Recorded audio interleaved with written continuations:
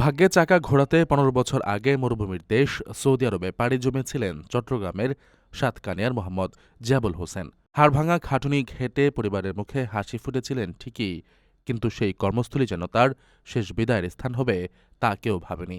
গত শুক্রবার মদিনা থেকে কাজ করা অবস্থায় হঠাৎ হৃদক্রিয়া বন্ধ হয়ে মৃত্যুর কোলে ঢলে পড়েন তিনি। নিহত জিয়াবুল উপজেলার সোনাকানিয়া ইউনিয়নের দয়ারপাড়া এলাকার রমজান আলী সওদাগরের ছেলে। ৩ সন্তানের জনক জিয়াবুল সেখানে একটি হোটেলে কর্মরত ছিলেন।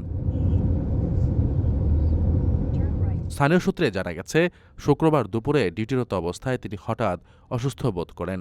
সহকর্মীরা দ্রুত তাকে হাসপাতালে নিয়ে গেলেও শেষ রক্ষা হয়নি। চিকিৎসকরা তাকে মৃত ঘোষণা করলে প্রবাসের মাটিতেই থেমে যায় তার জীবনযুদ্ধ।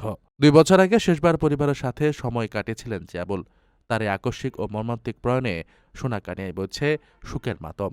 প্রিয়জনের মরদেহটি শেষবারের মতো দেখার জন্য এখন অধীর অপেক্ষায় প্রহর গুনছে পরিবার। বর্তমানে মরদেহ দেশে আনার আইনি প্রক্রিয়া চলছে।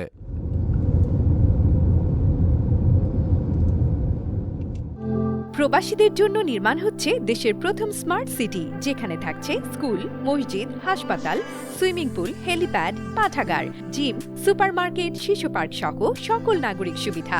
মাত্র ৩০ লাখ টাকা বিনিয়োগে মিলছে আকর্ষণীয় ফ্ল্যাট। প্লাটিনাম ইনভেস্টরদের জন্য ঢাকা বিমানবন্দরে ভিআইপি প্রোটোকল সুবিধা। বিস্তারিত জানতে যোগাযোগ করুন স্ক্রিনে দেয়া হোয়াটসঅ্যাপ অথবা ইমো নাম্বারে।